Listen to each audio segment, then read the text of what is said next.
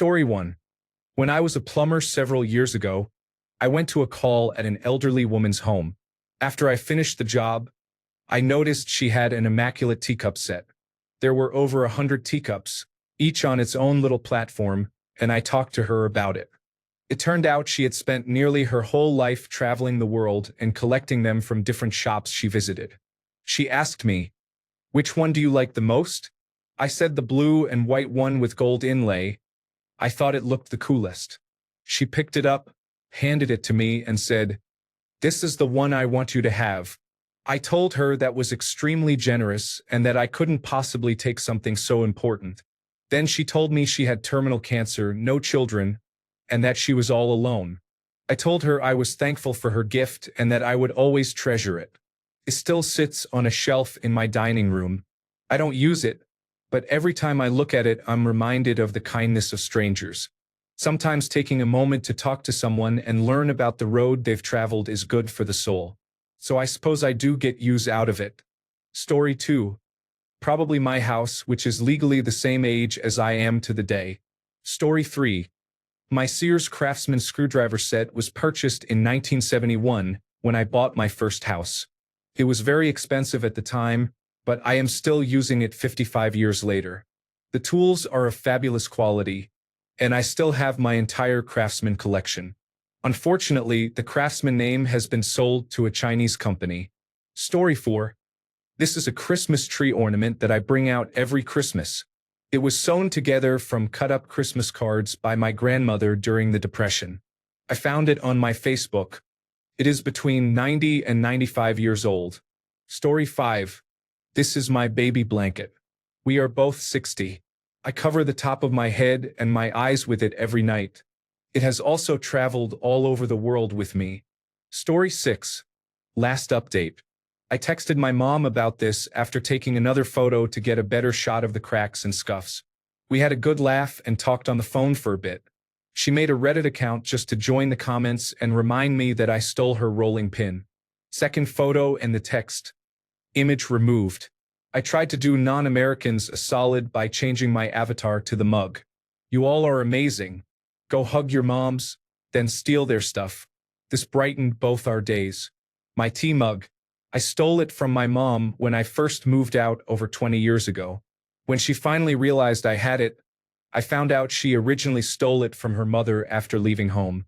I told my grandmother because my mom and I were always drawn to it and tried to nick it. My grandmother had stolen it from her mother. I never found out how my great-grandmother first got it, but given the timeline, this thing has passed through perhaps 80 years of mug thievery. Like my mom and grandmothers before me, it has always been the only one I use, and nobody else is allowed to. Edited to add. I was not expecting this to blow up. I cannot upload an image here, but if anyone knows a workaround, I will share. I recently took a photo with some homemade cocoa while decorating this past weekend. Nothing particularly special looking, just a plain glass mug with its fair share of accumulated dings and scratches over the years. I take it with me as a comfort when I am traveling and away from home for more than a few days. It just does not feel right using anything else. Edited to add. Image removed. You cannot really see the wear and tear well, but there is a gnarly chip on the rim hiding under the sticks and it is all scuffed up. Story 7. My glass eye bath was inherited from my grandmother. I used it today after getting chilly in my eye, which inspired this post. Story 8. I use a modern double-edged razor stored in the same Gillette travel case my grandfather carried when he invaded Italy to shoot Erwin Rommel. Not a crack on it. He lost all 4 of his brothers to fascists. They took his childhood and forced him to murder people house to house in Ortona at 16. That razor case, though. Story 9. A 3-drawer dresser made by my great-grandfather in 1911. My great-grandmother painted it periodically, so when I received it in 1978, the drawers were very hard to open. My husband and I stripped and refinished it, and it is gorgeous. Story 10. An old Kenmore sewing machine. According to the model number, it was manufactured in the 1960s. It works fine. Story 11. A 200-year-old trunk I use as a coffee table and a knife that belonged to my great-great-grandmother. Story 12.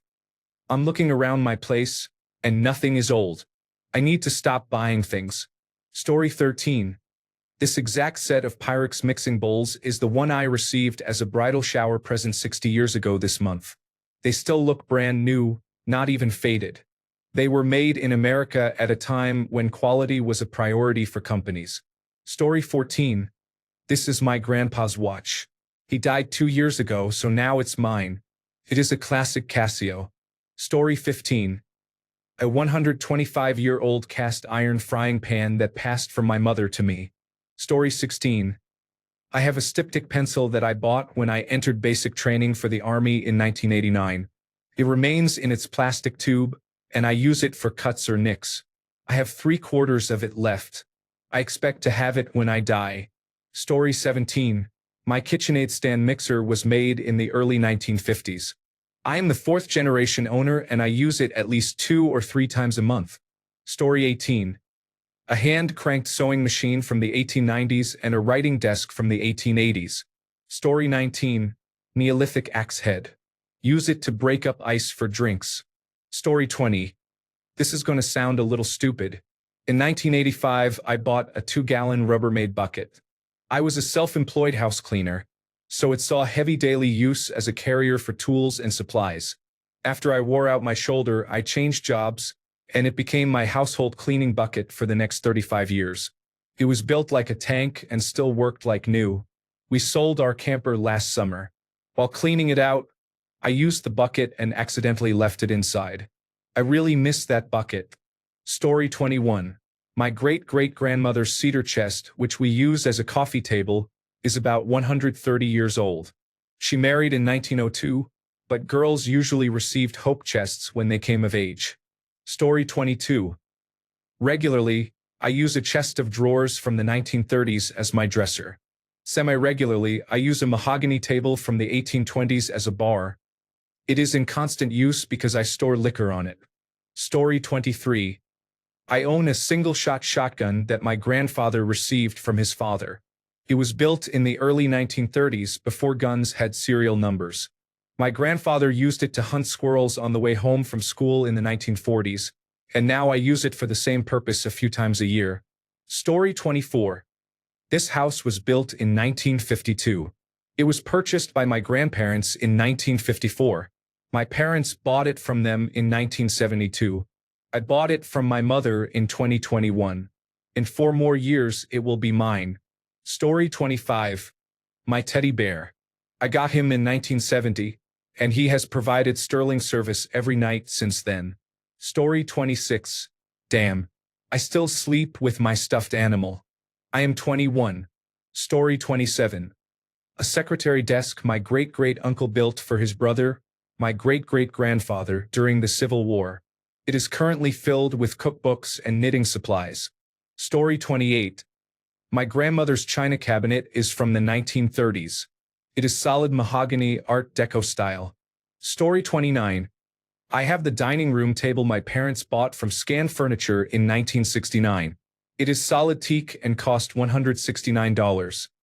I have the original receipt to prove the price. My brother and I fought over it. I told him he could have the car that was 6 months old and all the jewelry, because that is how much the table means to me. Story 30. My grandmother's tin measuring spoons and measuring cup are at least 130 years old. Story 31. I bought an aluminum 17-foot Old Town canoe in 1976. It has been everywhere. Now I use it to fish on a local lake.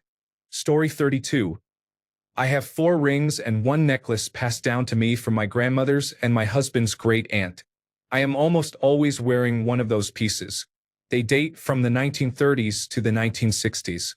Story 33. My banjo was my grandfather's. I can't play it for anything, but it's fun to plunk around on. Story 34. Grandma's cast iron pans from the old Griswold factory in Erie, Pennsylvania. Story 35. Le Creuset set of pots and pans. Purchased around 1990 and used constantly for 35 years. Story 36. I have my great-grandmother's oddly shaped Dutch oven, which she brought from Denmark in 1910 and had received from her mother. I also have her cast iron Abelskiver pan, though I use it much less. Story 37. My great-grandparents' hallway table was a wedding gift in 1922. Story 38. This roll-top desk was used by a bank president around 1912. My house was built in 1891. Story 39. I do not know about using it, but I carry a Roman coin in my day-to-day wallet just because it is fun. Obviously, it is not a valuable coin. Story 40. Cutco knife block set. A wedding gift from my husband. Rest in peace. Story 41. A tin Planet of the Apes trash can my mom bought for me when the movie came out in 1968. It is well worn from years of use, but it still does its job. Story 42. I have lived here for 20 years, and the Kenmore washing machine was already old when I bought the place. The top-loading, agitating machine gets my clothes so clean. I can interrupt the cycle at any time and add more clothes. Story 43. I have a pair of yoga trousers I bought when I was in high school, maybe 16 or 17 years old. 17 years and about 20 kilograms of weight gain later, I still have them and wear them several times a week. They have become faded and bobbly lately, but otherwise have held up very well. Story 44. I have a Pioneer 8-track player I got in the mid-1970s. It still jams. Story 45. My grandmother's small cast iron sizzler skillet is used for cooking eggs. It first went to my mother, who is now 89. It has been around a while. I use it for eggs most days. Story 46. I have a plastic hairbrush that I used when I was a child, about 65 years ago. Some of the bristles are falling out, but so is my hair. Call it even. Story 47. It's either Mom's silverware set or the Corningware bowl with the blue flower. I am not sure which is older. Story 48. JanSport backpack from the mid-1990s. Is a free warranty replacement for one from the 1980s. Story 49. My great-grandmother's cast iron skillet, waffle iron, and Dutch ovens from the late 1800s. Story 50. A belt I bought at the flea market for $5 over 40 years ago. Story 51. My 1970s burnt orange Pro Max hairdryer is still going strong and was apparently made before planned obsolescence. Story 52. Wedding ring from 1902 with a hand-cut 1-carat diamond. Irreplaceable. Story 53. I am a professor of evolution. I regularly show my students a fossil of a Cambrian-era shrimp-like organism from my personal collection. It is approximately 525 million years old. It is part of a kit I have assembled for instructional purposes to demonstrate what is and is not a fossil. The kit contains both very old and more recent fossils, non-fossil bones, and historical and prehistoric human-made artifacts. Story 54. My 2006 Peugeot 206 station wagon. My 2010 laptop with a disc burner. My mini disc players. My 1974 Pioneer turntable. My 1981 guitar. I never thought how ancient my stuff is. Story 55. The sound machine for sleep, knock on wood, is about 20 years old and still running. Story 56. I have a flannel shirt from 1992 that is almost in perfect condition. I still wear it. Story 57. I still have and use a steps tool that I made in wood shop when I was 12. I am now 57. Story 58. My mattress is over 30 years old. We have Christmas ornaments from 1972. We have a 1966 Mustang. Story 59. This rolling pin was a gift from my former brother-in-law and sister-in-law. It is about 50 years old.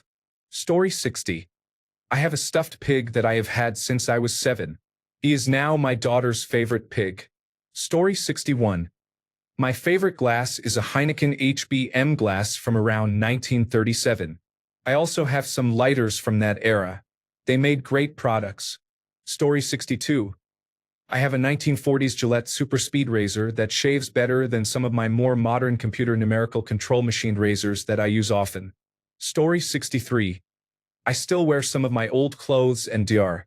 Martens boots from the 1990s. Story 64. These Revere-ware pots were a wedding gift from my mother in 1979. They are excellent, not Farberware. My husband put eggs on to boil and then fell asleep. You can imagine what that was like. The pot did not clean up perfectly, but it was close. Story 65. I have some hand tools from the 1800s that I use frequently. One is a draw knife made by Douglas Manufacturing. The company was bought by an employee and renamed in 1865. I also have a Yerkes and plumb hammer dating from 1869 to 1888. The hammer still appears to have its original handle and drives a nail as well as ever. Story 66. A t-shirt that I bought at a Grateful Dead concert in 1978. Story 67. This Sunbeam hand mixer is 57 years old. It belonged to my grandmother, then to my mother, and finally to me. Too bad companies do not make them like this anymore. Story 68. My house, built in 1757. Well, I guess the bank still technically owns it, but you get the idea. Story 69. I have been using the same coffee cup every day for 25 years. I got it when I was 15. It is yellow and it is the perfect thickness. Coffee tastes and feels wrong in other cups. Story 70. The land I live on is thousands, if not millions, of years old. Story 71. I have an Estwing hatchet from the 1950s that I use frequently to make kindling for my wood boiler and burn barrel. Story 72. An old Atari hat I got from my mother when she worked there more than 20 years ago. Story 73. When I bought my own house, my mother gifted me the kitchen table from my childhood. It is used every day. Story 74. Various items of clothing from when I was in school in the early 1990s. They still fit. Story 75. My billfold is 30 years old now and still in excellent condition. Story 76. This wallet was a 16th birthday present from my father, and I still use it. I am 64 years old. Story 77. My stereo equipment is plus or minus 50 years old. Does that count? Story 78. I wear my grandfather's wedding ring. He bought it 80 years ago. Story 79. A Dixon flannel I got in 2017. I have heard the quality is not what it used to be. That flannel is still bright orange and intact. Story 80. I have a pillow from 1987 that I still use, though not for sleeping. Story 81. The cigar humidor that belonged to my late husband's grandfather is used as a candy jar on the credenza in the dining room. Story 82. I have a really old set of socket wrenches that I was given for Christmas when I was around 8 or 9. I am 60 now. They are probably older than 3/4 of the people reading this, maybe even older. Story 83. We still use my grandmother's Westinghouse oscillating fan from the mid-1950s. Safety standards could charitably be called optional back then. Story 84. My grandmother's mixing bowl is probably more than 125 hours old. Story 85. A Singer treadle sewing machine from my friend's mother's estate, dating to the early 1900s. Story 86. A cast iron skillet that my great-great-grandmother received as a wedding gift in 1886. Story 87. I have 2 cast iron skillets that belonged to my grandmother and were a wedding present around 1925 or 1926, so they are about 100 years old. I still use one of them to bake my cornbread. Story 88. I have a leather and metal antique steamer trunk from the late 1800s or early 1900s that belonged to my grandmother. My father was born in 1915, and it belonged to her before then. I use it to store blankets and winter clothing. Story 89. I use my grandfather's hand plane to smooth out boards. It is at least 70 years old. Story 90. I received my Kenwood stereo receiver and equalizer in 1991. Story 91. My grandma's waffle maker is much better than those made today. I love it for the memories. Growing up, she made waffles in it for us every summer. I also have a few other things that belong to my grandparents. Story 92. My Sunbeam Oscar food processor was the best investment I ever made. I bought it in 1987, just before my daughter was born. She is 37 now. That machine has been through 4 states, 10 moves, 3 children, and a 40-plus year marriage, and it is still going strong. I cannot say the same for myself. Story 93. I have some 15th century porcelain from the Hoy and Shipwreck. A friend who passed away a couple of years ago had it in his collection. I have one of the pieces on my dresser and keep keys and coins in it. It is not terribly valuable, but it reminds me of him. It is cool to touch something that rested on the ocean floor for 500 years. Story 94. I made oatmeal cookies with my grandmother using her original KitchenAid mixer. I still have it more than 35 years later and use it weekly. Story 95. The dirt I live on is very old. The runner-up would be an anvil and two vices that came to the West on my great-great-grandfather's wagon. Story 96. An 80-year-old Martin guitar is played 3 to 6 hours a night, 300 nights a year on stage. Story 97. This is my mom's original mood ring from the 1960s. She told me about waiting in line in the cold to buy it. It was one of her prized possessions. Now that she is gone, I wear it every time I leave the house to keep her with me. Story 98. Probably my KitchenAid mixer. It is about 30 years old and still works like new. Story 99. My chest freezer is 70 years old and still works like a charm. Story 100. I bought a denim jacket from the Gap in 1985. I wear it almost daily. Story 101. An everyday, non-special item is a coffee grinder from 1987 that I use daily. It says made in France, which amuses me because it may be the only thing I own labeled that way. I also use a round slab of petrified wood as my bedside drink coaster, but that feels like it is not in the spirit of the question. Story 102.